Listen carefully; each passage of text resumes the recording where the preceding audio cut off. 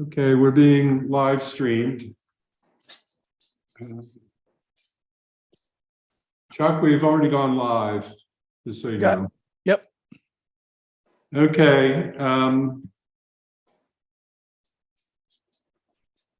I'd like to call the Franklin Township Historical Commission and Historical Architectural Review Board meeting to order at 7:15. In attendance are Mr. Legassi, Mr. Mandich, Mr.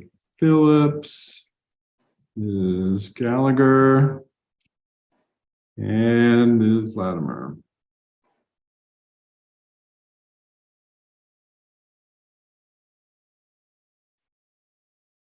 There are no members of the public in attendance, and so I'm going to assume that there's no public comment unless someone wants to say something before the meeting. Okay, we'll proceed to the approval of the meeting minutes from the combined Harb and Historical Commission meeting on January 10th. Before we do that, are there any corrections or changes that anybody would like to the minutes? I didn't see anything. Okay. Yeah. All right. Hearing none from anyone. I'd like to entertain a motion to approve the minutes. I'll make the motion to approve the minutes of the joint meeting of January 10th, 2023. I'll second. I have a second from Ms. Latimer. All in favor, say aye. Aye. Aye. All opposed, nay. They are approved unanimously. Okay, I'm going to move on to the first item of business. That concerns the ongoing issue of updating historic resource surveys and PHMC data from the map. And that remains on hold, so there is nothing to report. The second item is the Churchill African Church Cemetery. And there's a cleaning update, which basically is that this is on hold. The issue right now is that Crystal Crampton is taking the lead, but a series of family events, including a health issue that had her mother in the hospital, have kept her busy with other and more important things. And so when she has the time, we're going to start talking about a meeting at the cemetery that will then move probably to Galilee Church in Avondale, and where we will discuss developing a plan for a cleanup, and where we will turn over the information that Nan and Sally worked on. It's in a spreadsheet, and we have other documents for them. And in the meantime, once a month, I just text Bob Magnus of the Sportsmen's Association to let him know what's up and to keep him informed.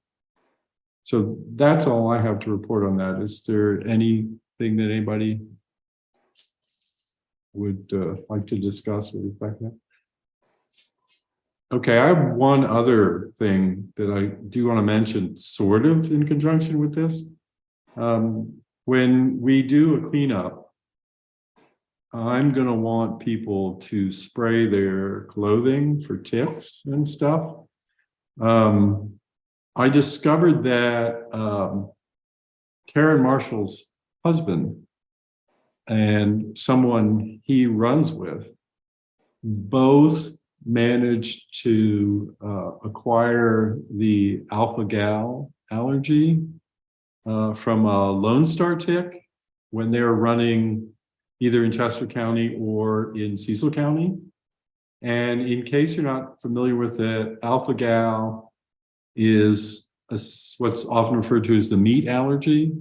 It's an acquired allergy to mammalian meat, milk.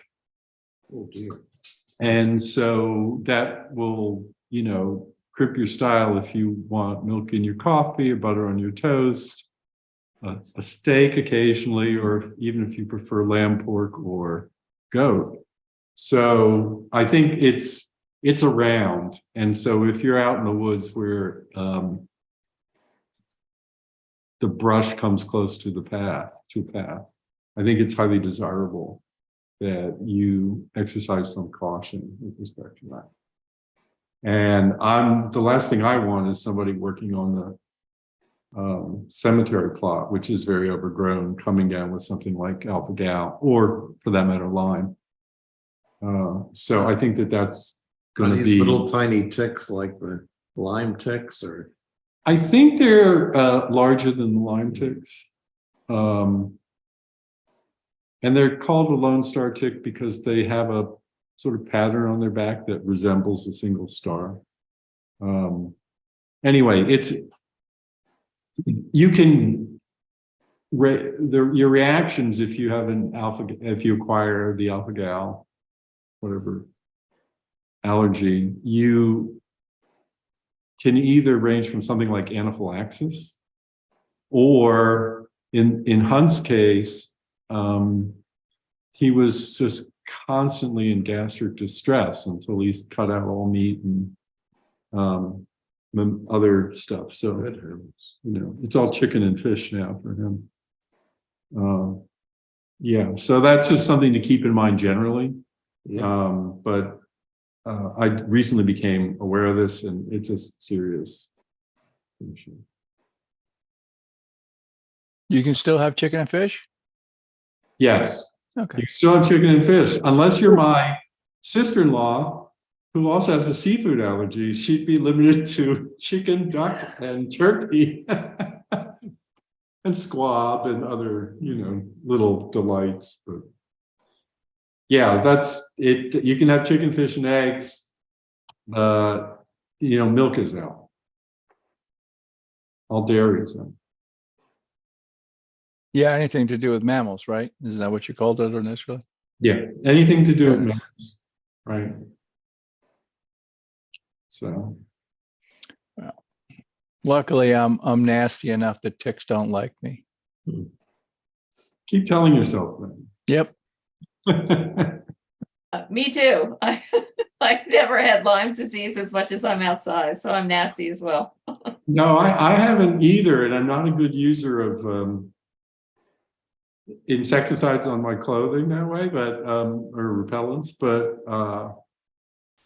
I think, and I could survive without meat, but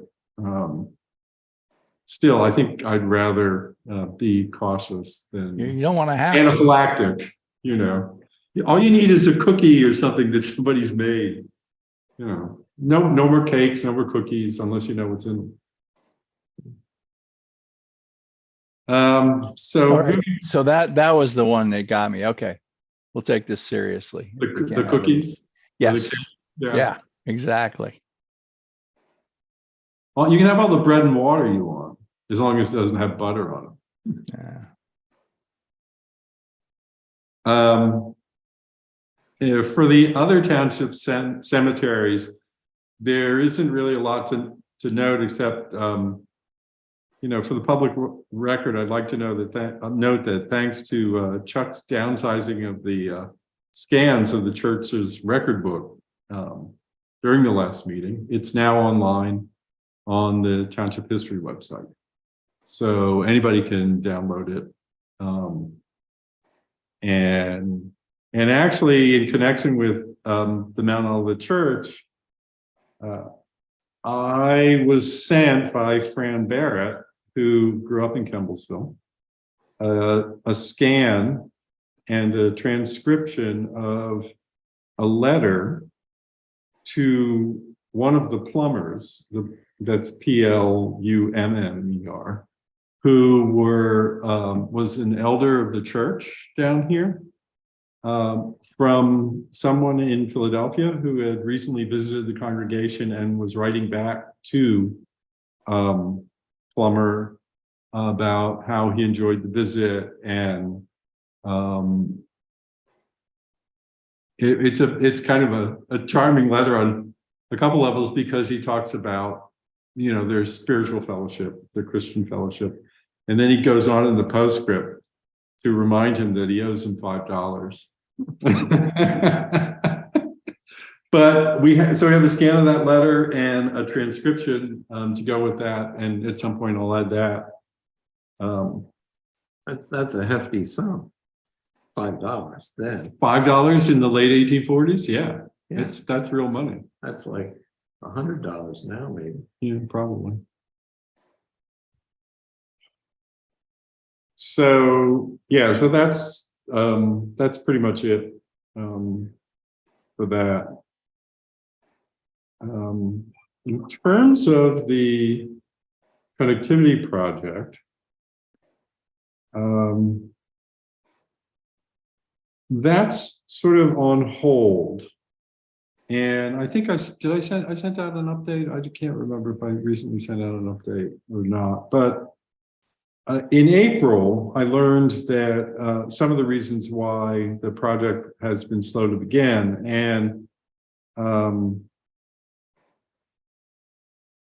the main reason has to do with the Brandywine Conservancy. Originally, Sheila Fleming was sort of overseeing this, and then they were going to have Milla Carter actually doing the management of it. Well, the Brandywine Conservancy lost both Sheila Fleming and Milla Carter, which was a small problem. And London Britain wasn't aware that this is kind of why they weren't being, there wasn't any progress going forward. So they've managed to straighten that out. And the other problem the Brandywine Conservancy has is that when the Brandywine flooded at the intersection there, which has put like Hank's Place into Kennett. Into Kennett, yeah. Right. They won't approve of the word. They will not approve of the raised plan for Hank's Place for whatever reason. Really? That's what I heard. Now, maybe they're still. That's interesting because there are some places across the road that are raised. Makes no sense to me. Yeah. But anyway, they had a lot of damage they had a lot of stuff that was only on paper, the Brandywine Conservancy. And while the museum was okay, the museum has massive pumps. The Conservancy everything was waterlogged, and they had to apparently freeze dry the contents of their filing cabinets. And they're in the process now of going through and figuring out what needs to be scanned, what can be tossed. And it's taking, because they don't want to scan anything that they're going to toss and pay for that, they're doing this section of the work themselves. So it's absorbing a lot of their time. Anyway, as a result of further conversations. So the Brandywine Conservancy is in the floodplain at Route 1? Yeah, right at the creek. Well, the Conservancy actually, the museum is part of the Conservancy, I believe. That's where the and the Conservancy came out of? Kind of the museum, probably? I think it might be the other way around. I'm not really sure. So I'm not really qualified to answer that. But they were not in the museum building. There are separate buildings on the property. And they got walloped because they didn't have if you've ever been in the basement of the museum for a meeting, you walk by these massive pumps. And so that's how they keep the museum dry, but the Mhm. conservancy offices go off. Yeah, that whole area gets, Yeah, I mean, there's an entire block and a half behind that you don't see that is susceptible to flooding every time. anyway, at today's meeting, in London, Britain, I learned, from where Eileen Parrish basically reported that in further talks with the Conservancy, they'd apologized for not alerting London, Britain to, Ms. Carter's departure. And although she's not yet been replaced, the Conservancy was actually in the process now of interviewing candidates for a post, as well as for the position that Sheila Fleming had. And they're hoping to get the project underway in early May. Of course, it's already very early May. But if they get it underway by mid to late May, that I'd be happy with that. I think everybody would. The interesting thing is that they're now also looking to contract out with Peter Benton of Heritage Strategies to have him help shepherd the project at no charge to the municipalities. And Benton was formerly a planner with John Milner Associates, and has worked on such things as, let's see, do I have a note here somewhere? Yeah, the Brandywine Valley Scenic Byway project in Delaware. And there was some other things she mentioned I didn't write down, but apparently you can find this out online at Heritage Strategies. And so it sounds like in some ways that while the delay has been frustrating, the project might end up being better assisted and better connected than we would have been without the delay. And I say better connected because at the Chester County Historic Preservation Leadership Meeting in March, Peter Benton was one of the presenters, and he is involved with developing Chester County's plan for America 250, which is the 2026 celebration of the semi-quincentennial of the Declaration of Independence. I think I got that right. And I was talking to him afterwards, and at that time he said to me that the committee preparing the tourism plan and the county planning commission were very interested in Mason-Dixon Trail and possibly heritage area and as a potential tourism focus. And the reason why it's a useful tourism focus is that at the county level, the county is looking to bring in visitors as well as county residents to attractions that are always open, that don't need somebody to necessarily, that aren't just open on the weekends, that don't have to be unlocked for a couple hours a day. And so trails, and especially trails that would lead to the Mason-Dixon line, where you're talking about a lot of state-owned land, is always open, sort of sunrise to sunset. And with the addition of some signage, they would become a rather useful educational tourist attraction. Or so I think might be the theory. I'm just, I'm surmising a little bit on this. But having him involved in the project, having the County Planning Commission interested in the project might mean that it will make finding money to help with some aspects of this easier, or so I hope. Since the county has already put a grant forward for the planning stages of this. We'll have to see how it goes.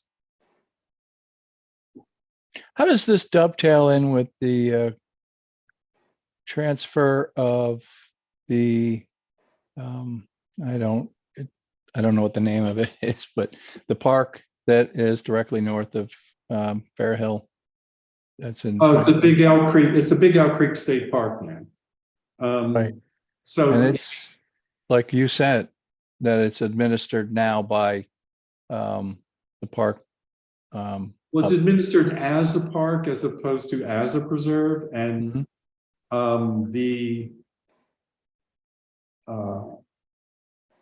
that in the information that I got, so it's sort of skipping around in this, but Nan and I are both on the stakeholders list for the basically for the White Clay Creek Preserve, but we're on it mainly because of the Big Elk Creek State Park, and that's still part of. They're just sort of contacting everybody without figuring out who might be interested in what. They indicated that in the email that the new Big Elk Creek State Park now has a separate planning process, which I knew from talking to other people. And the expectation is, quote, to develop the Big Elk Creek State Park for more dedicated and active recreation, while the White Clay Creek Preserve will remain low impact recreation. In terms of trails, I don't think that change makes a lot of difference. What I would expect to see, though, is more parking than we currently have. And that would probably translate into more lots. Like I could imagine them putting a lot on the elk side of the river because of the creek, because right now there's no dedicated parking lot over there that's got gravel, and the creek really does divide the park into two, unless it's a nice summer day and you want to wade across. You can't get across except for that one bridge in Strickerville Road. You have to go all the way. There's no stepping stones. I think some of the paths have stepping stones. Well, there may be, but I'm not familiar with them. So you have that up on you. But Nan, that's isn't there some stepping stones on some of the horse crossings? In the Big Elk? Yeah. No, the only stepping stones you mean where they put concrete and truck tires is in Fair Hill. I mean, there may be some stepping stones that people did, but there's no like engineered stepping stones. Okay. All right. Like, like in Fair Hill, like in the Red Trail, if you ride your bike there, they took tires and they put concrete in, and they still wash. But those are the nicest ones. So no, nothing's been done in the Big Elk that I know of. Okay. I don't know. I'll go through both, but yeah, this change in designation, I think, is going to mean that there will be impacts on the residents who live nearby, because if they're opening up for more active recreation, they're presumably going to increase the traffic to some degree. It won't happen immediately, but it means that I have to talk to Jeff, but I don't know how active the township is in the whole stakeholders process, but the township needs to at least be active enough to be aware of what's going on. Because if you're living over there on the north side of Strickersville Road, in what is it? Is it Crossing Estates and Brothers Riding? This is all going to happen around you, and then of course there are all the individual homes that are along the park or across from the park as well. I believe that they're not even close to doing anything with the Big Elk yet. When I talked to Rob Champion, who's the designated ranger there, he was very nice, very quiet, very soft-spoken, but he basically said they are really at the very beginning of it. They've got to take out of what the White Clay Creek did to see what they can use for the state park. And the fact is he kept talking, they had to make a foundation document. Right. And don't forget, we're working with the state. So it's going to be baby steps. It's going to take a long time. I think that's my take on it, before they do anything. So they even said that you got the email where they said, I know you all have a lot of questions, but we're still like just trying to figure it out. So we're really at the beginning stages of what they're gonna do there. And you're right, a part of the park on the north side, I get what on Stricklersville Road on the right-hand side, as you go towards Louisville, is pretty almost inaccessible for certainly horses and people walking, because there's no place to park to get in there. It's just the very beginning. So it's Riddle Creek State Park that administers it, right? Ridley. Uh, Yeah. Ridley. Ridley, yeah, it's- Well, I believe the two of them are together right now. They share the rangers. But this guy, Rob, is supposedly the designated ranger for the Big Elk. Is that correct? Is that what you think? He is assistant park manager for the Big Elk. They are actually looking to get a dedicated ranger down here, but they've had trouble hiring, and it's my understanding from this morning's meeting at London Britain that they're looking to ease the requirements by permitting the ranger to be a Delaware or Maryland resident. So, but they want somebody down here full-time as a ranger. They don't have anybody right now. It's interesting that if you go down Glen Road on the way to Hockessin, and they're redoing the house on the left just before the stop sign there. Frequently there's a DCNR truck in there. So I'm assuming that a ranger lives in there. I don't know whether it's Rob or somebody else, but yeah, when you go to Hockessin, if you go that way, take a look. You know the house that I'm talking about. No. It's now wrapped in Tyvek, because I guess they're going to reside it. It's right at the stop sign before you go over the bridge to go over the white clay. London Tract Hockessin. Road? What Is it on London Tract Road? is that, London Track or Glen Road? It keeps changing the name there. It's Indian Oh, yeah, you're Town. right. You're right. It's Indian Town, then it's Glen, then it's, but that stop sign there where the people can turn left.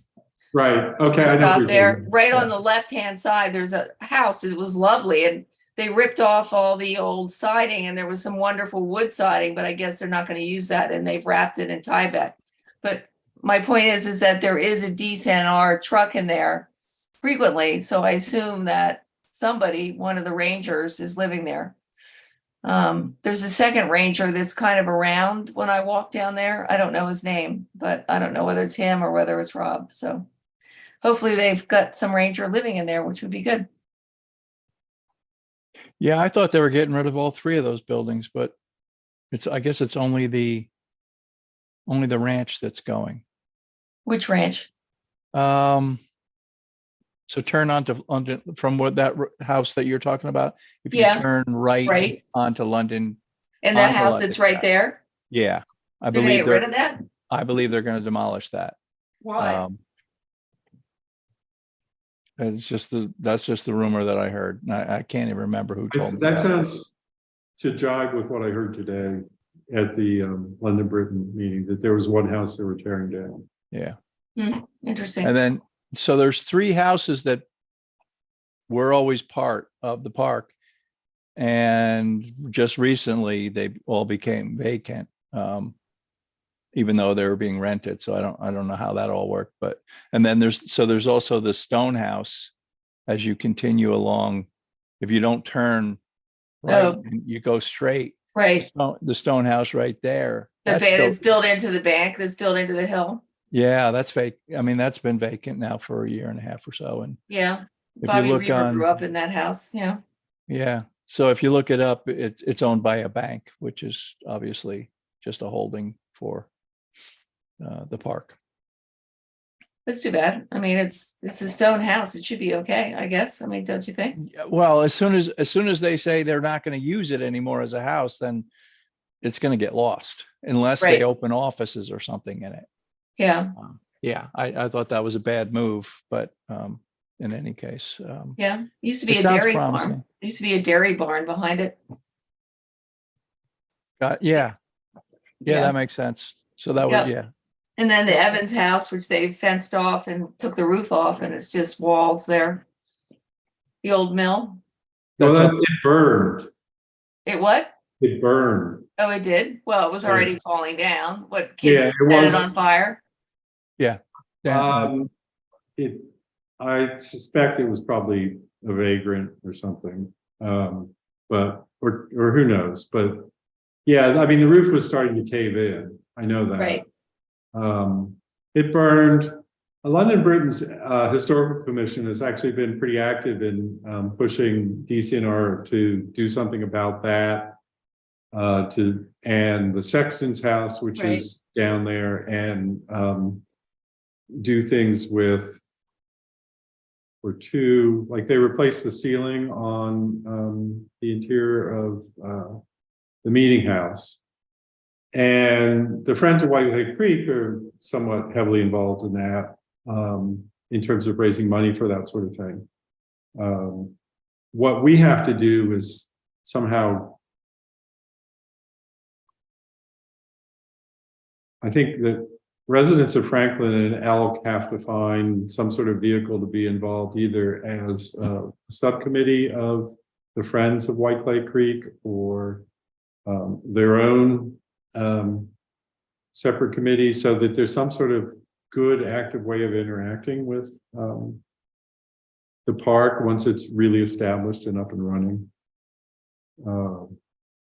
But the problem with an organization like the Friends of White Clay Creek is that they're tied to the State Park Foundation, and so they're not really free and independent of DCNR. They're not directly subject to DCNR, but they sort of exist at the pleasure of DCNR. So the relationship can be complicated if you're attempting to, if you disagree with something DCNR is doing. Or even if you're trying to help them, it sometimes can be difficult to get things underway, because a local organization can move faster than you can get this state department to move. So it's complicated, but that's something that I think some of our residents are going to have to consider getting involved.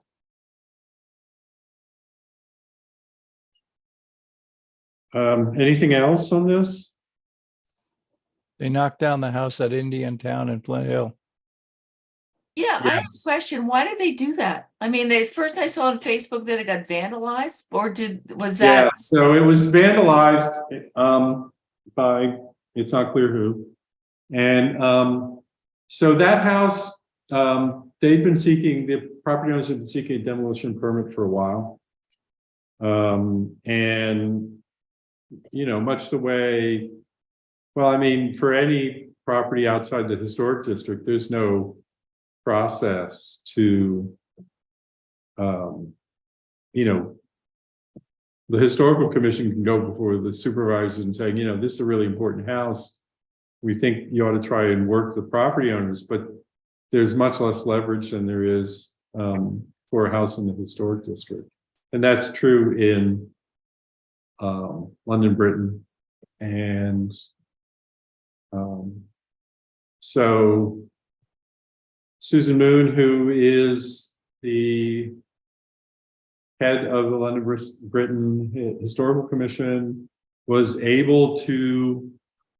permitted to remove some pieces of the house from the inside, to rescue some things, to repurpose them perhaps at some point. Was it an old house? Yeah, it was beautiful old Victorian brick Victorian, Oh, geez. right So- on Hmm. Flint Hill. Is it Flint Hill? Indian Town, Indian Town, yeah. on the other side of Flint Hill. And it's been lived in from time to time, but Is it, who owned it? The Nichols or is it Jimmy Hill that owned it? Nichols, I think. Nichols, Nichols owned it Yeah, yeah. still? yeah. Well, that's a shame. I'm sorry. Sorry that I saw it vandalized and then I drove by it and I was like, oh my God, they're knocking it down. Yeah, yeah, it was vandalized. It was going to come down before it was vandalized.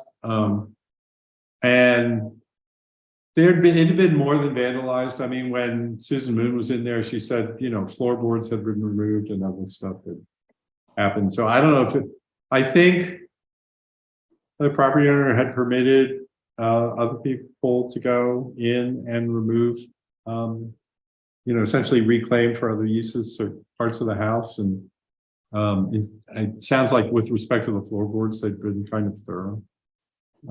But I've never seen the inside of it after it was vandalized. So. But yeah, it's gone. I drove by there today. It's just a smooth piece of dirt. There's, for the moment, saving the sort of little carriage house behind it. And I believe the plan is to build a new house on this spot.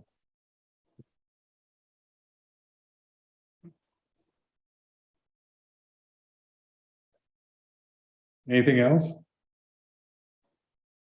Chuck, do you have anything you want to say about 896 roadwork and a walkable Kemblesville? I was hoping for an update from Sarah Beth, but she couldn't make it. So I don't know where the negotiations with property owners stand. How is the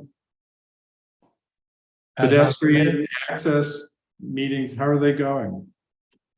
They've kind of stalled, and I have a meeting Thursday with Dave and Jeff. I'll know more. Okay. Yeah, hopefully what we do is we come to some terms with potential solutions to roads when it comes time to redoing the roads to make them more pedestrian friendly. Hopefully that's where we are. And then when it comes time to for the supervisors to put money towards a road, then they can open up this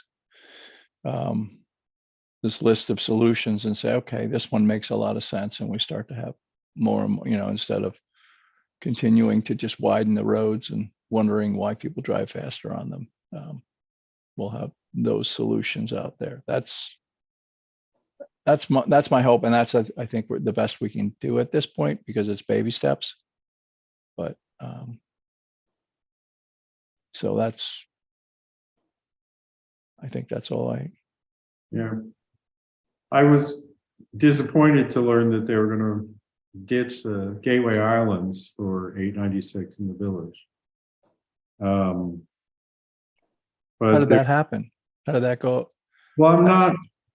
So there was a meeting about 896 that happened to be scheduled while I was flying. You know, I wasn't, and apparently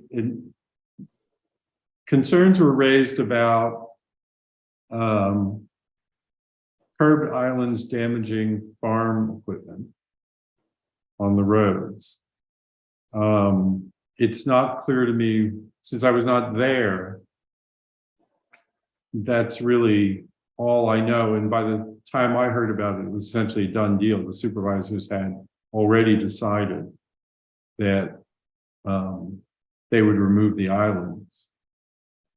And the assumption was that the stop signs would act as a sufficient traffic calming mechanism for the village, which I think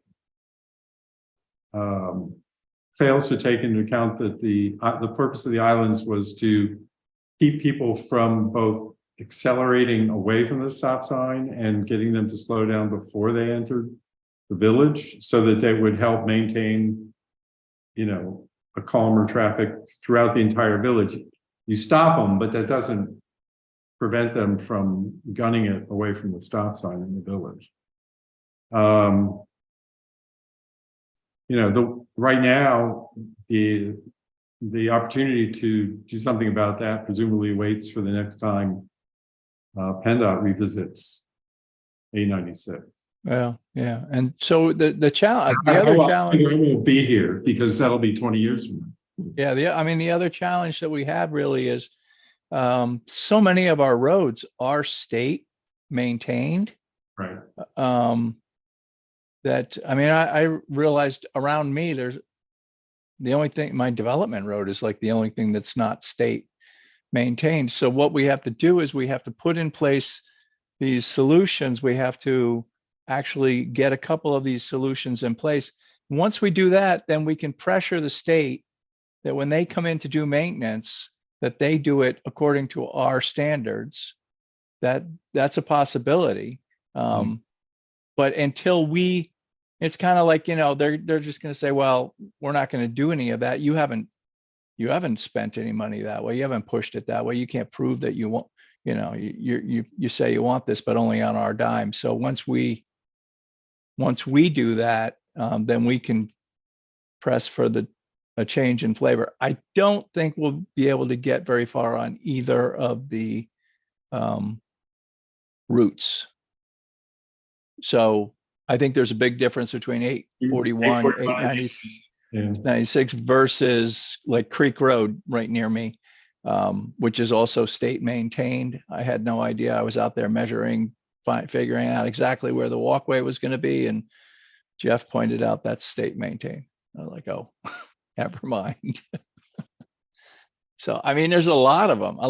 You get the picture of what the state maintains in our township. And it's like 50% of all the roads that are not development roads are state maintained. Yeah. Yeah, it wasn't clear to me how real islands that we're going to have, you know, a sort of sloped curve. They weren't going to be vertical curve on this, whatever they call that, you know, the ramped curve, how dangerous that really was. But I don't know what went on in the discussion. I don't know what was talked about, so I'm not really competent to know what the issues are. But as far as I know, they're not changing the traffic circle at 841. So there's a similar problem there. There's a problem if you're heading down into Maryland, either on 841 or on Appleton. On Appleton, eventually you hit 273 intersection, which is the same sort of thing. It's a roundabout. So do you know if it was recorded, the meeting? I haven't gone looking for it. To be honest, I've been busy with a lot of other stuff, and Yeah. The thought of trying to push molasses uphill after listening to something that wasn't going to warm the cockles of my heart. I'm just surprised because I don't know where that came from, because I haven't heard anybody pushing in that direction.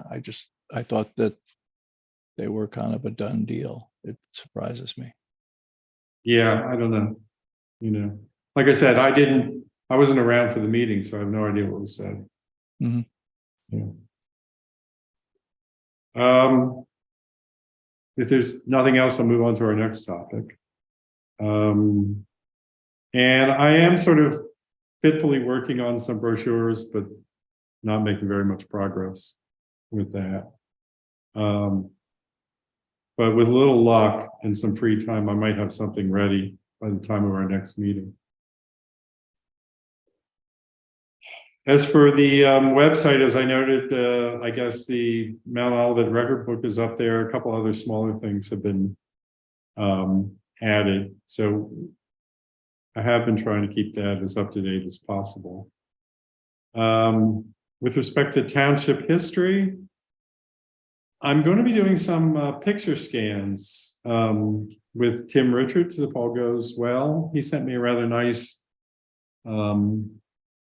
photo of his grandfather, great-grandfather, and two other people standing in front of a building that no longer exists, but what was the blacksmith shop on Appleton Road. Kind of,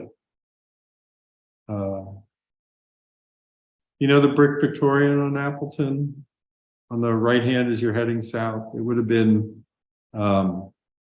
between that and what's now the Goins place. Used to be the Eastburn House. And so I'm hoping for a few other finds like that. And apparently they have a number of documents. They've been sorting through Vic's stuff. And there's a number of stuff they don't want to hang on to. And so it's probably coming my way. And so it'll probably be a mixed bag of this and that, but undoubtedly stuff we don't have. I was in an interview, oral history interview with Fran Barrett and Joan Moat Whiteside. Nan, for reference, that's Flo and Bert's younger sister. Oh, And cool. Yeah. they both grew up in Kemblesville. The mother ran a store, the father was a bricklayer, no, a stonemason, and I forget what else. Anyway, we have about an hour and a half of tape, and I wanted Sarah Beth to be there because she had wanted to be there, but Fran said she wanted to keep it simple. I think she doesn't know Sarah Beth well, and I suspect that's what was going on with that, unfortunately. But in the process of transferring this from my recorder to my computer, I discovered that Alan and Cheryl Jones had recorded an interview with Betty McDowell, who grew up in Kemblesville. She died in December. And I'm not sure exactly, I'd have to look back at the date on the tape, but I think it was recorded before COVID. And they've got a half hour or so of her talking. So what I want to do is I've got to sit down and discuss with Jeff getting some sort of voice to text software, some voice transcription software, so that we can convert these into basically readable printout that people can read, so you don't have to listen to the recordings, because we now have a recording of Mrs. Hawking. We've got the Betty McDowell interviews. We've got the Barrett Whiteside interviews, and Fran is willing to try and arrange an interview with her two aunts who lived in Kemblesville. And we're also talking about an interview with Patricia Van Zandt, who grew up in Kemblesville. So with a little luck, we might have, 4 or 5 interviews and the recollections of Jack Neal, so that we've actually got a respectable little oral history section that people can use. In all of these, before anything gets posted online, the interviewee or the interviewee's family are obviously going to have the right to review, and we will obtain their approval before posting.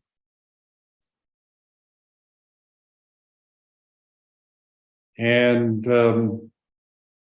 yeah, one other thing. So Betty McDowell's daughter had several packets of materials that were going to go to various townships, New London, Franklin, that she'd put together. And so I recently received those from, well, it was handed off through a couple of people. And I picked it up at the township, but there are a few pictures. There's a reunion booklet from members of who grew up here in Franklin Township around the Kendallsville area. And I also have a number of school attendance and grade books from Franklin School from the late 1930s to the mid 1940s. It's not a complete run, but I would say I've got the bulk of the school years, or maybe 6 of the school years that would run from mid 36 to 1945, mid 1945, something like that.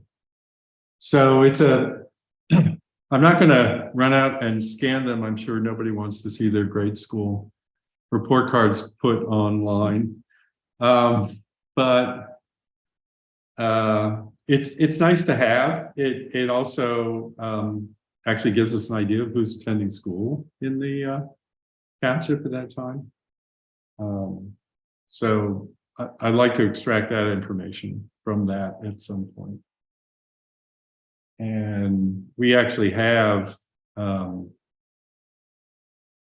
inside shot of Franklin School, which is what Sarah Beth knows, from when there were students in it. So when Fran Barrett and Joan were attending. And that was sort of nice because one of the things they described was how the schooling was broken up, so that they went to Kemblesville for first 3 or 4 grades. Then they went to gosh, I can't remember for certain which school it was, for a couple more grades, and then you go 7 and 8, I think, to Franklin, and then you went off to the high school in Avon Grove High School, which is the old building, which is now the sort of core of the charter school up there. And so there were a lot of sort of nice little insights. It was a good interview, which is why I'd like to get that transcribed and have that put up. I think people would find it interesting to read.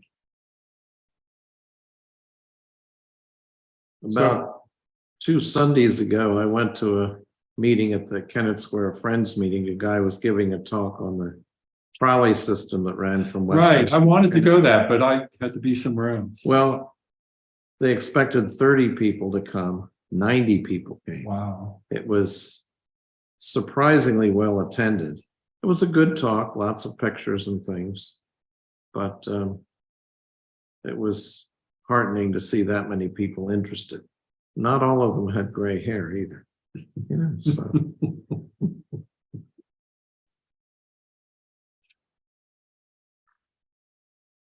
Yeah, I mean, I look at that and I kind of wonder how well, did you see a lot of people that might have shown up at New London there? Yeah, and So I'm just thinking, so maybe it wouldn't work well, as New London talk. people I knew from Kennett Square and Unionville, Right. because the trolley went through Right. there, but Yeah, but it's also still a story about local transportation that Oh, doesn't yeah. really exist anymore, that's right. And if there were too many gravitationally impaired people on the trolley, they might have to get out and walk when it went up the hill. really. I don't know how they chose lots or whether they made everybody get off, but if you were that far from the powerhouse Right. and it was loaded, No, it would wait for you at the top. Oh, that's nice of them. Yeah. Where was this trolley? Ran from Westchester to Unionville, not into the village, but along close to the village, along Route 82 into Kennett Square. And then it split and went West Grove, Oxford, or down through York Lynn into Delaware. Got it. And I guess they didn't do much about the lower part of it past York Lynn. But you can actually walk along the trolley trail In fact, that's what they call it, at Auburn Heights. It's Delaware's newest state park and where the steam car museum is, but you can walk along the mill race and see the remnants of where the trolleys came down that way. And they have a few pictures of that too. When did they disassemble it? You know? In the teens, the 19 teens, early Oh. 20s, something Okay. like that. It didn't run that long because of cars. And then buses, you know, they had local bus routes. So it's too bad. You had a quarter, you could go anywhere, Yeah. you know, connected to train stations and Yep. big cities. Now you need to get an Uber if you don't have a car. So, Yeah, I'm sorry I missed it. so when do I the, wanted to go. yeah, and I've forgotten, isn't there a new London talk coming up? Yes, so that's next on this list. Okay, Um, didn't mean to jump ahead, but so yeah, we're having Jean Fisasale talk that's right. on May 11th at 7 p.m. in New London. And these are the talks that are co-sponsored by the Historical Commission and the New London Area Historical Society. And the topic is Forgotten Founding Fathers. And to sort of thumbnail the subject, it's on the foundations of the American Republic, with a special emphasis on the key roles that 10 men from Pennsylvania and Delaware, including Robert Morris, John Dickinson, Caesar Rodney, Thomas McCain, and George Reed, played. So it should be an interesting talk. Did anybody here happen to see the Oxford Area Historical Association talk on April 27th on NC Wyeth? I forgot about it. I wanted to go. Apparently they post, somebody films those and they post them on their Facebook page.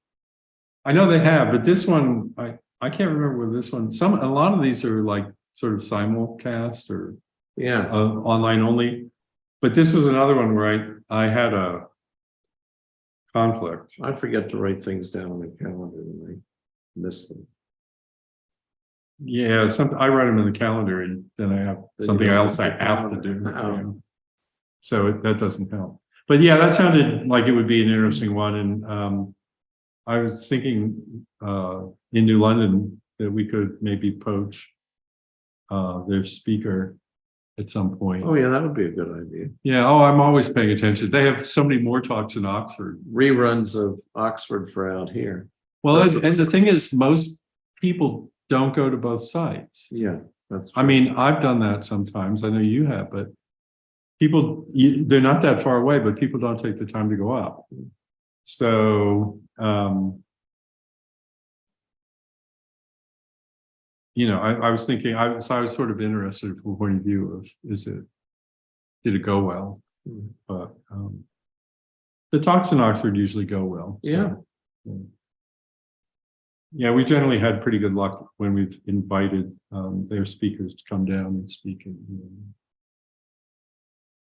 For anybody interested in how to organize your own cemetery cleanup, the PA Hallowed Grounds Project had a stewards workshop on the subject, and it's actually available as an online recording at the PA Pennsylvania Hallowed Grounds Project website, and it does have some good pointers. And I have extensive notes, and Crystal's done all this stuff before, but it'll be something we pay attention to when we do the work. One of the things they recommended is not involving young children, because you have to spend so much time watching them, and the cemetery up at Hilltop and Church Hill, that's simply a dangerous spot.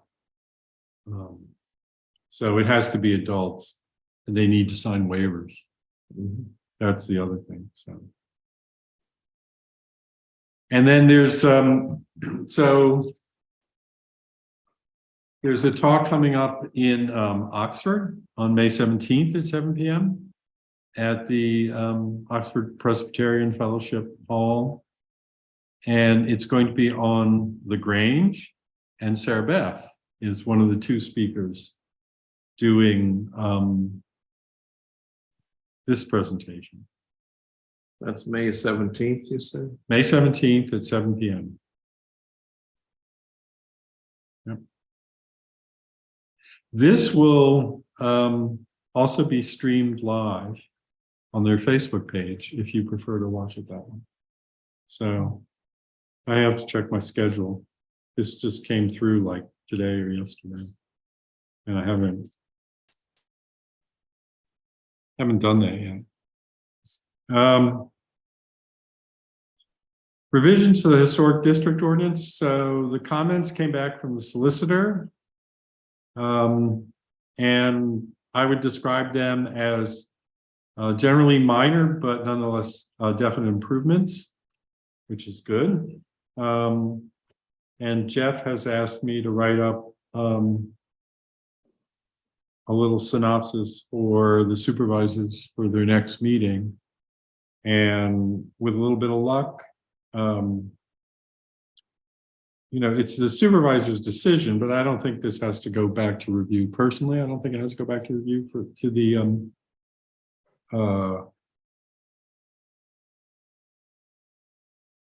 planning commission, because they've been through this once and the changes aren't that great. So Chuck may differ. We don't need to see it, but No, I I'm figured only that, one voice. right. But I mean, it's a supervisor's call because they oversee the entire process. And so I'm going to write something up and they'll have to decide what they want to do. And with a little luck, we'll get it written up into sort of ordinance format and advertise it and finally get it adopted, which I think would be a good thing because we have too many little minor contradictions that create potential issues in the ordinance. In terms of new business, I sort of jumped ahead to this a little bit because this is where I was going to talk about the DCNR stakeholder update. But one of the things I also wanted to mention, and Nan's aware of this, and you know, Sally, actually, you went with Nan and I looking at some of these ruins in the Big Elk. But I'd taken the information that we'd acquired when we visited the historic ruins and sort of prepared a fast and dirty guide to what we knew about for the White Clay Creek master plan when the Big Elk was still part of the White Clay Creek. And what I know from being out there with Nan looking at some of this stuff is that since then is that some of the info has now been superseded both by stuff we've seen through legwork and map research and other stuff. I'll just leave it at stuff. And I've since been talking with folks at Elk about possibly preparing a more comprehensive and improved historic site guide to the entire park. So building on what I did, and apparently they have a lot of information in Elk that at least some of the people who regularly ride in the park know about. So it should be fairly straightforward to at least getting to the map stage and knowing where we ought to go to get pictures. And then writing it up. And I was talking to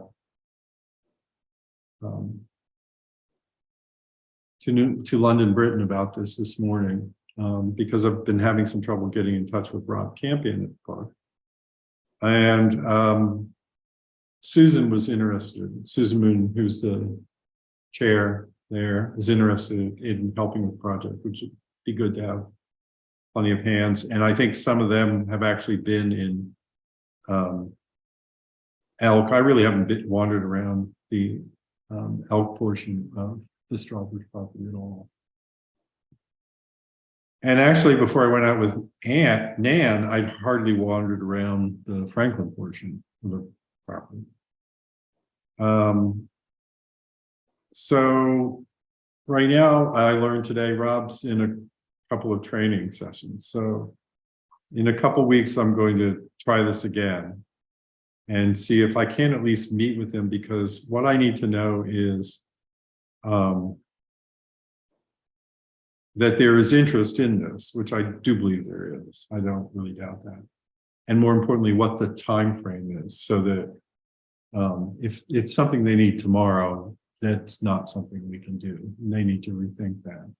But if we've got a month to do it, we can get something. And if it's permitted to build on that, we can probably get them something better in another couple of months.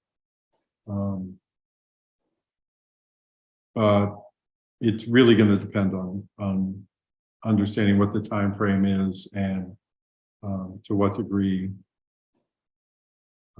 they're willing to be patient with us, because we gotta get several different people together. This all started when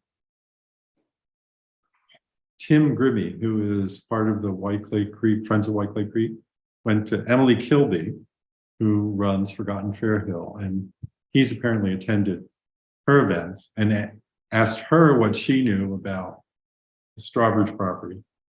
And she knows some, and she suggested that we talk to other people, including Barry Gruber, Nan, myself, Pal Durborough, who I don't really know, but I've been on the phone to him once now. But he used to be an Elk Township supervisor. And I believe he's the person who has the crownstone on his farm and occasionally uncovers it, having recently put 2 and 2 together. Anyway, Pal said there is a map of ruins in the park. I'm not sure what the nature of the map is, what it looks like. And of course, we have the old maps, and we can use them to sort of put that together with I think the 1930 aerial photos are the best ones, and identify the stuff and get out there and have the information, the map, and pictures, and put it together in a report, and which will be nice to have, whether DCNR wants it or not. So at some point, there'll be some traipsing into the wilds down there. And I will be suitably sprayed with insect repellent when I do that. Since it's not winter anymore, I'd have loved to have done this in January, but since that's not going to happen, we'll have to see how it goes. I know that one thing, having foliage on the ground is going to make it harder to find smaller features. But we can get started in any case. I went for a walk. A friend of mine lives at the house that it's right across from the former Camp Bonsall Road Bridge. He lives right there. And he owns some acreage. And right after the frost, once 5 years ago or so, we went upstream. Lots of ruins of mills and stuff along that part of the. I never would have thought of it. But. And is that in New London, or is it in Elk, or is it further north? I don't know what township he lives in. It's where the covered bridge was that washed away. Right. I know what you're talking about. Yeah. It's up there. So that's new, at least on one side of it, that's New London. Yeah. I I don't know. I think it's probably the New London side. Yeah. We went fairly far, and it was not easy walking because it was up and down and over, but there are a lot of ruins there. Mhm. Several mills there. And on the near side of the creek, it was pretty well still overgrown, but I think there's some ruins there up from where the bridge was as well. Mhm. Yeah, there's apparently there's stuff along Spring Lawn that I've walked right by. Because can't think of what, Eric Baker, who's on London Britain's historical commission, was talking about it, and I was like, I have no idea what this stuff is. I know where there's ruins of the McGarge Spring Lawn paper mill, which is a sizable building, and that's off the Spring Lawn Trail. And there are a number of different, it was interesting in this back and forth with Mary Gruber and Emily both had pictures. Mary Gruber had what was essentially an insurance layout of the building, and it was in color, beautiful. And I have a picture that comes from New London, actually, so that Alan Jones had. So at some point I got to talk to Alan about, see what other pictures he may have that I don't have. But yeah, that's going to be something that I and probably Nan, anybody else wants to go traipsing through the woods, let me know. I have no idea how well connected these things may be by trails or not. And a lot of the ruins that we looked at in on our side of the creek, south of the creek, were easy to get to, except for the mill site, which was really messy and overgrown on the Elk. And then, but the ruins to the north, they tend to be surrounded by either woods or farm fields, and the trails didn't necessarily lead you directly to them. So that was a little trickier.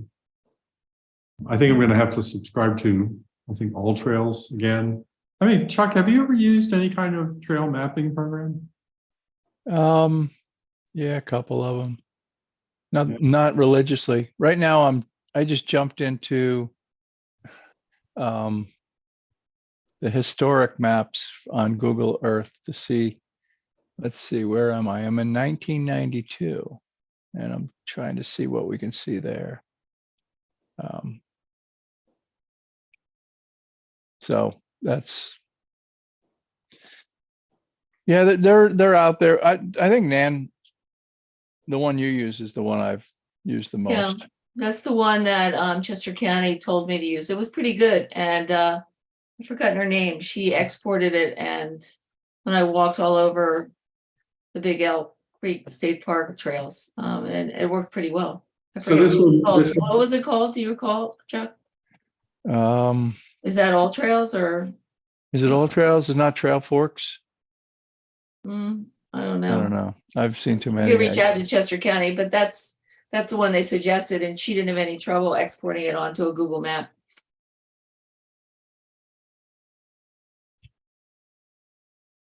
Okay, yeah, because I was using, yeah, I think it was All Trails, and I was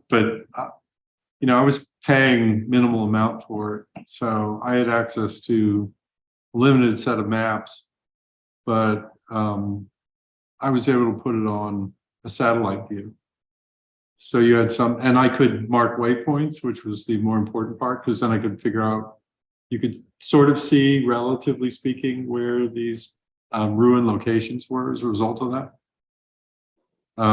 So I have a pretty good one for 2 locations, and then I didn't renew it when it came up for renewal this time. So I probably gonna have to renew it again next time I want to go out. And How much did you pay for it? I think I paid $50 maybe for the app I had. I was paying something like 25 or something. Yeah. The I'm sure problem there's I had, more than that, because that was more than a year or 2 ago that I used that. yeah, the problem I had was I ended up having to transfer images. I was doing it pretty fast and dirty, and so I was transferring images of the map in small segments and then piecing them together to make a larger map in a bigger file. And so occasionally at the edges of my map, there are just these blank spots where the image didn't go that far when I copied it for transfer. But I might try and be a little more professional this time. We'll see. I don't think I've ever paid for one of those. Yeah, Honestly. I was paying something like $25, I think. You had the premium version, yeah. A lot of times there's just a free version. That's Yeah, I wanted certain capabilities. yep, exactly. I hear you. You do know about Google Earth and the fact that you can go back in time. Yeah, but I want to go back to 1870. Yeah, the plane crashed in 1870 and they lost all the satellite imagery. That's probably because somebody stopped pedaling. Yes. Yeah. Yeah, that's what happened then. So yeah, they don't have that. But I mean, Yeah. even to the fact that a lot of times you can go to, like right now I'm looking at what's obviously an aerial photograph from 92, which was a black and white. They did it in the winter. Mhm. So so it becomes useful, I think, in that you can go and you can see whether, you know what, in 92, you could actually see this, and there it is right there. Right. That's what I find cool about it. So. And yes, I would be interested in traipsing around the woods. to look Okay. for ruins. I'm always looking for victims, so I'll keep you in mind. Yeah, I'd like to go. Do you know if Yeah. that mill, they had the map of the mill? I guess it was a paper mill that was on the Big Elk. Yeah, that's still there? that's Are there ruins? yeah, there are some ruins. There are some brick arches associated with some part of the mill complex. That's what Susan was saying to me today. And it's right along the Spring Lawn Trail? Yeah, I know where to go Oh. looking. And you can actually see it. If you, what program was that? I don't know if it was in Google Maps or MapQuest, but there is a side trail that's closer to 841 than Strickersville Road. It's either 2/3 or 1/4, 1/3 or 1/4 of the trail as you're coming from the north side. And if you're heading down the trail, the creek is on your left and the side trail kind of comes off. And if you can get in at the right level of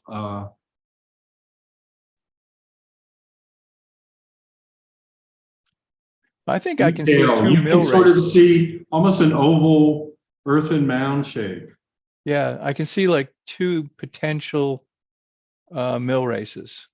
But there's a very big physical feature that actually shows up on a sort of LiDAR-like scan. Is it on the north side of the Big Elk or the south? South. It's on the same side as the Spring Lawn Trail. Okay, all right. Yep. Yeah. And it's where the trail actually follows what I think is trail is an old road. And the creek swings actually away from the road a bit. Yep. And it was a McGarge paper mill. And it's in that space. And it was a really good size structure. I'll circulate some of the images that I have. Send them on to anyone who's interested. Because I've got them all in one. Is the Spring Lawn Trail the one you get from 841, close to Louisville, Yes. Yes. where that parking lot is pretty full sometimes? Yeah, it's on, so it's, you cross the Big Elk. Yeah, and then it's there on the left. Right. Yeah. Right. And, but there's a small parking lot at the other end on Strickersville Road, after you cross the bridge over the Elk, it kind of comes up. It's really not a parking lot. It's kind of a widened area. And there's a gate across the road. And so you can pull in there. There are also places you can pull in alongside the road a little further up or on either side of the road. And that's the way I've always walked it, because coming from my house, that's just closer. But I've walked down there with friends walking dogs, looking for bald eagles and kingfishers. So I wasn't paying too much attention to ruins. And so I need to get down there and take a look at that. Well, that's where a lot of the Camp Bonsall Bridge ended up. Under the 841 bridge and then scattered across the Really? field below. Yeah.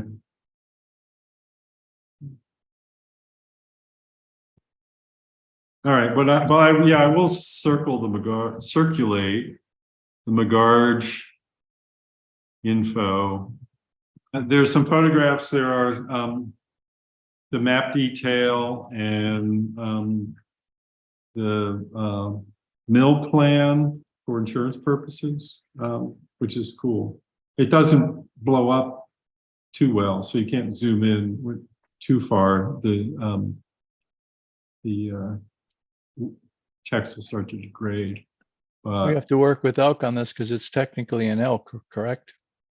Yeah, so there is no elk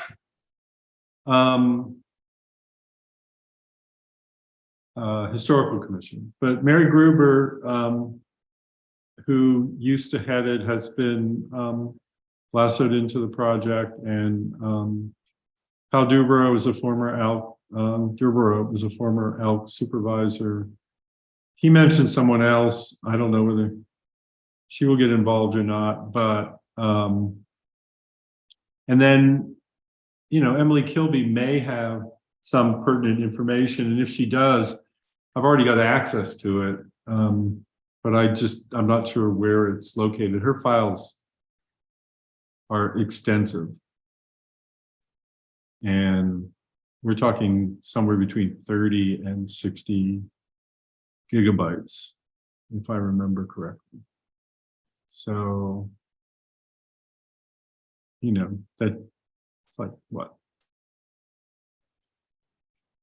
30 DVDs, up to more, you know, around 30 DVDs, or it's 60 gigabytes.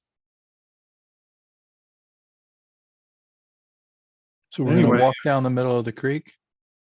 So is that what Lou suggested? Walk the creek, in the creek? Oh, no, I wasn't. We didn't walk in the creek. You might want to wait for warmer weather. Yeah, I walked up the creek. I've been up the creek. But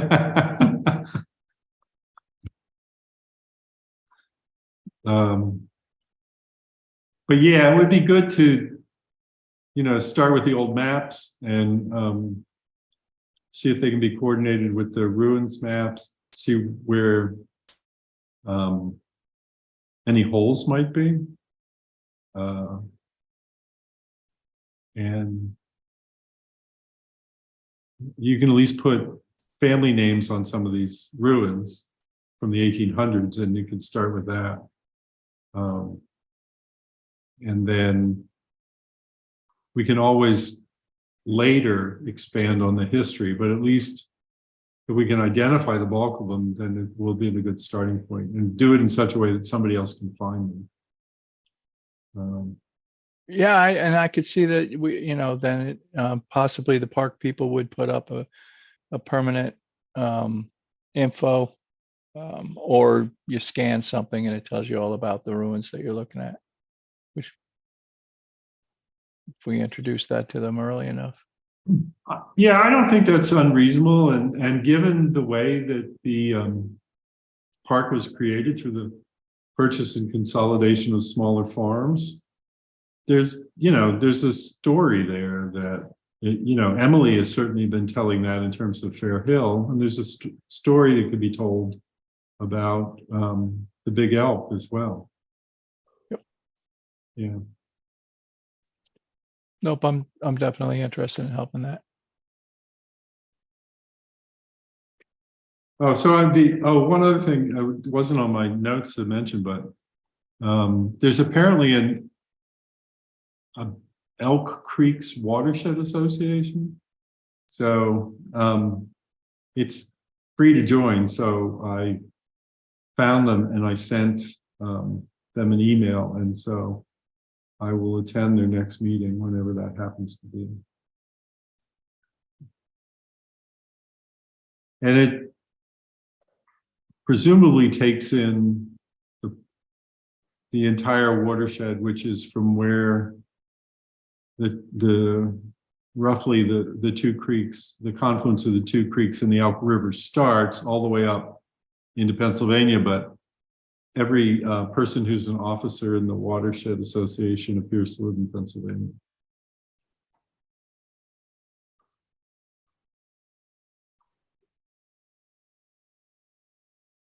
Anything else on this, or then we'll move on to the annual report? I'm just realizing that where the trailhead currently is, off of Strickerville Road, Right? there used to be a large farm there. In 92, there was a large farm there. Really? Yeah. Substantial number of buildings, looks like 5 or 6 different buildings. In 1990, so they should be visible. Nope, they're gone. There's The nothing's visible now. nothing's visible now. Yeah, the interesting thing that I discovered when looking at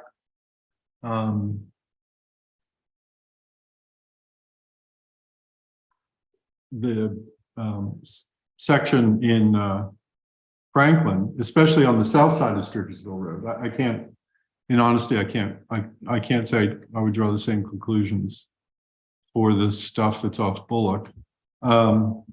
The longer a farm building seems to have survived intact, the more likely it was not to be there now.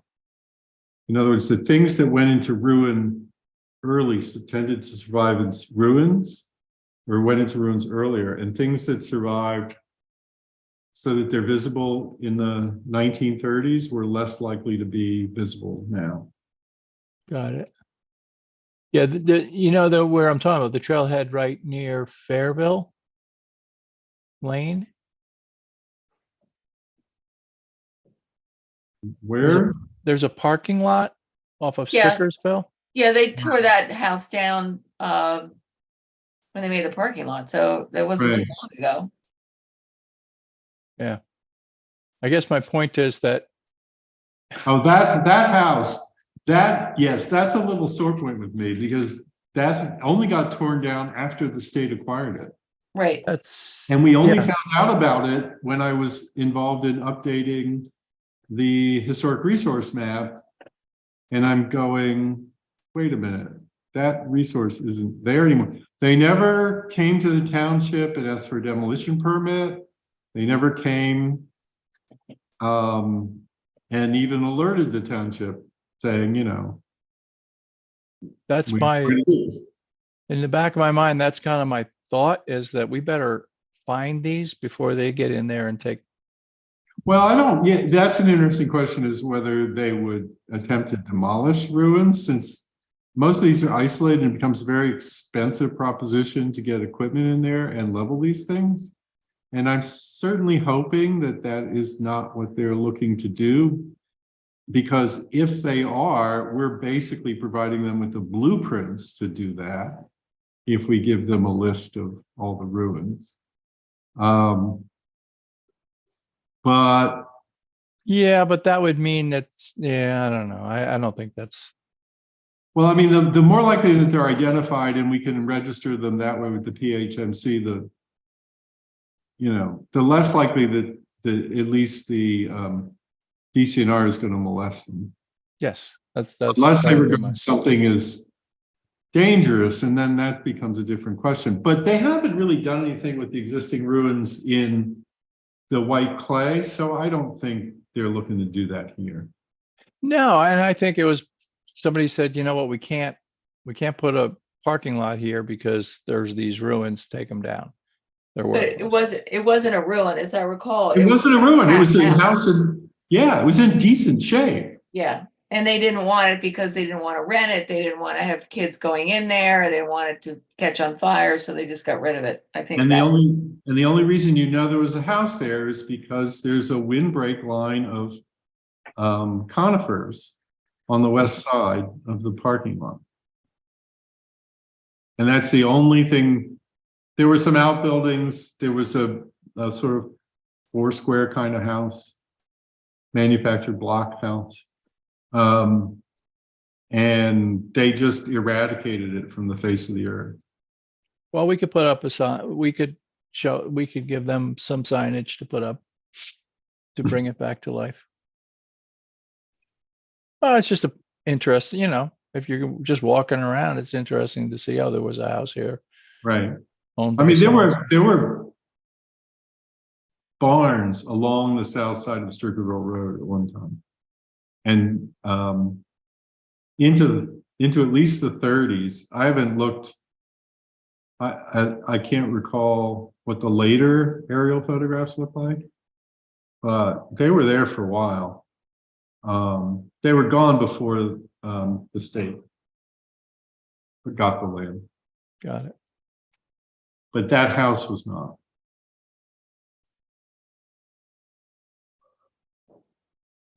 So the annual report. I hope you have all had a chance to review the annual report and were awake until the end of it. I would like to entertain a motion for approval of the annual report so we can pass it along with the collected minutes from last year to the supervisors. Unless there are corrections or changes that members of the Harbin Historical Commission would like to see.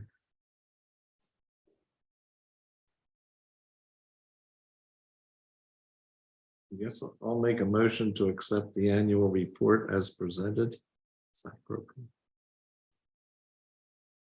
Do I hear a second? I'll second. Okay. So just bear with me while I.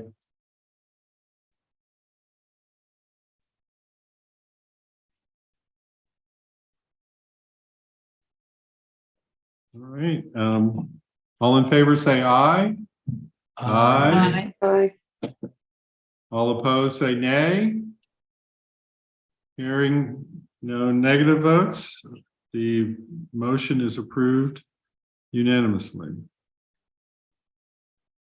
Okay, so that's it, unless there's something else that anybody would like to bring to the attention of the combined meeting. Sorry, I was late. That's all right. Glad to see you could make it. We just found out who killed, had to get to the end of the mystery.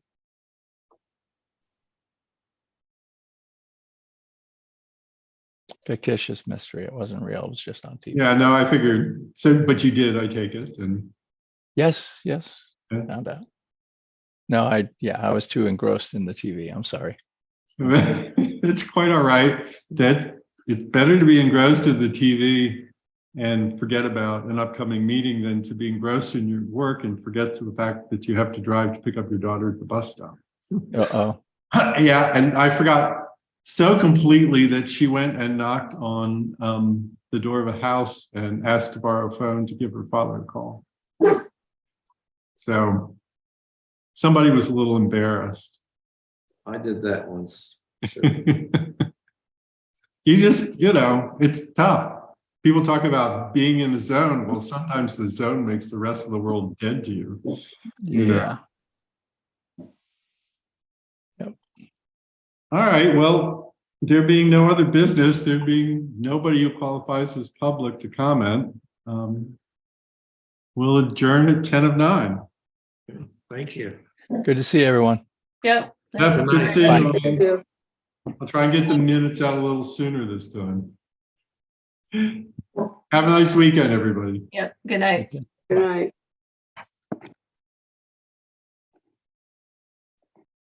How do I do this? I need to